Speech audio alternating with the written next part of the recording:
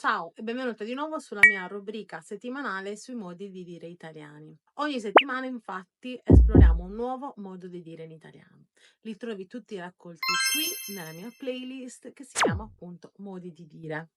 Ma veniamo subito al dunque. Il modo di dire oggi è fare la gatta morta.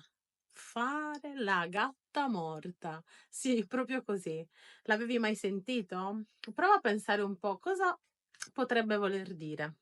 Questa espressione si utilizza per descrivere una persona che vuole fingersi ingenua o innocente. Spesso questo comportamento ha un secondo fine, vuole infatti ottenere qualche vantaggio senza affrontare direttamente la situazione. È un modo figurato per dire che qualcuno sta recitando una parte per apparire innocuo e ingenuo, ma sotto sotto è più furbo di quello che sembra. Ok, abbiamo capito cosa significa, ma come lo possiamo usare questo modo di dire quando parliamo italiano? Immaginati una collega che sembra sempre così tranquilla e indifesa, ma che in realtà sa esattamente come ottenere quello che vuole.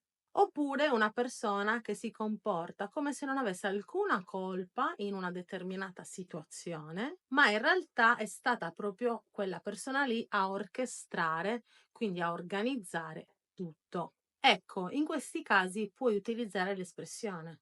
Ma guarda quella, sta facendo la gatta morta. Immaginati di essere a scuola e vedi un tuo compagno che fa finta di non aver capito un esercizio solo per poter avere più attenzione da parte dell'insegnante. Anche in questo caso potresti usare l'espressione e dire: ma guarda come fa la gatta morta per avere più attenzione, incredibile. Beh, ma perché si dice proprio fare la gatta morta? Da dove viene questa espressione così particolare? Il gatto in italiano, ma anche in altre culture, è spesso associato alla caratteristica della furbizia. L'idea viene proprio dall'immagine di un gatto che fa finta di essere morto, quindi innocuo, ma che in realtà è pronto ad attaccare al primo momento utile. Quindi questa espressione è perfetta per descrivere qualcuno che si sta comportando proprio in quel modo. È molto interessante pensare proprio al comportamento dei gatti. Sono infatti degli animali che spesso sembrano innocui, che si muovono silenziosi, ma che in realtà stanno studiando l'ambiente e soprattutto stanno aspettando il momento giusto per agire. Col tempo quindi questa metafora è stata applicata anche agli esseri umani, come abbiamo detto.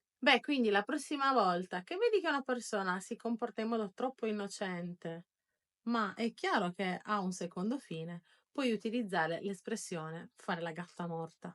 Anche per oggi abbiamo concluso e imparato un nuovo modo di dire in italiano. Ne abbiamo già studiati tantissimi insieme e li trovi tutti raccolti nella playlist Modi di dire, il cui link ti lascio anche nella descrizione del video.